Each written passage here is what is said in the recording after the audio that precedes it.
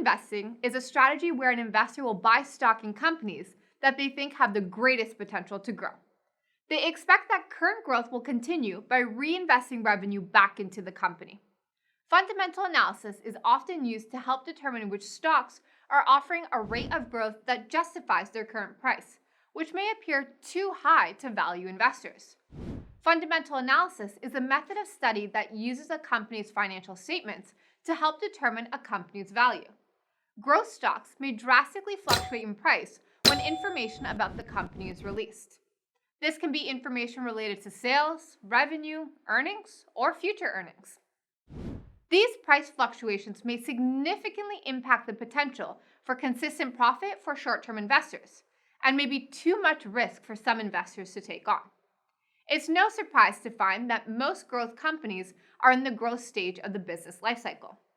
Think of growth investing as buying something you know is expensive right now, but you believe it may become more expensive in the future. Imagine you're buying a new computer. Let's say that right now you only need a computer to create presentations and surf the internet. These are tasks a very basic computer can do. However, you eventually plan on doing graphic design and video editing in the future. This will require a more advanced computer. If you buy a basic computer, it will be relatively cheap, but you'll have to buy another advanced computer down the line if your plan becomes a reality. If you buy an advanced computer, it will be relatively more expensive, but you will only have to buy a computer once. This means you will possibly save money and get more value out of the purchase. The risk, though, is what if you decide not to do graphic design and video editing in the future? This would mean you bought an expensive and more advanced computer you don't even need. Let's look at how growth stocks are commonly identified. Growth stocks typically fall into two categories: small cap or innovation companies. Small cap refers to the size of the company in dollars.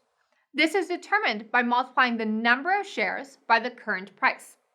As the name suggests, small cap stocks can typically have a lower price per share, offering more potential for growth. Innovative companies like technology and healthcare companies can offer new products that may drive stock prices up. The valuation of these future products can be difficult to determine. On top of that, if they are not able to bring a successful product to market, their stock price can be brought down.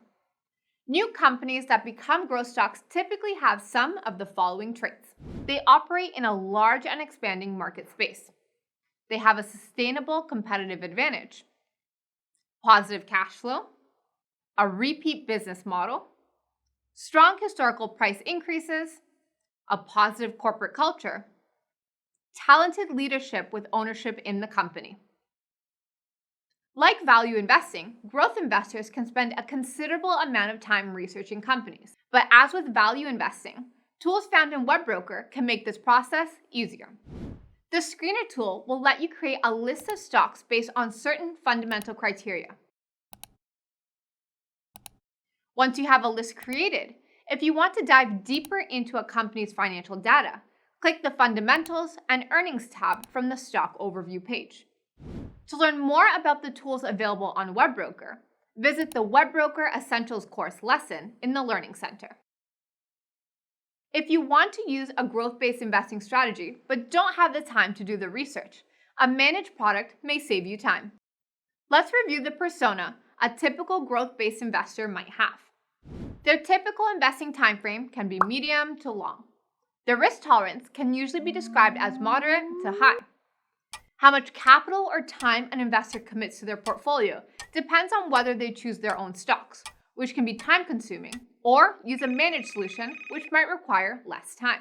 Their goal can often be to grow their portfolio slowly or to outperform the market.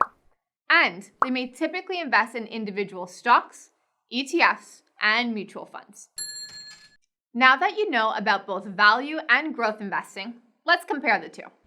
In terms of investor persona, we can see that really the only difference is growth stocks may have more risk compared to value stocks. When comparing the companies that are generally considered growth or value, we see that they are in different stages of the business lifecycle. Although both strategies use fundamental analysis, they each focus on using different financial ratios when identifying potential companies to invest in. Finally, we can answer the classic investor debate. Which is better, value or growth investing? Or can we?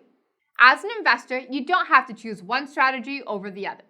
Buying a mixture of growth and value stocks might make sense for your investment goals. When a portfolio consists of different investing strategies, it can typically be referred to as balanced.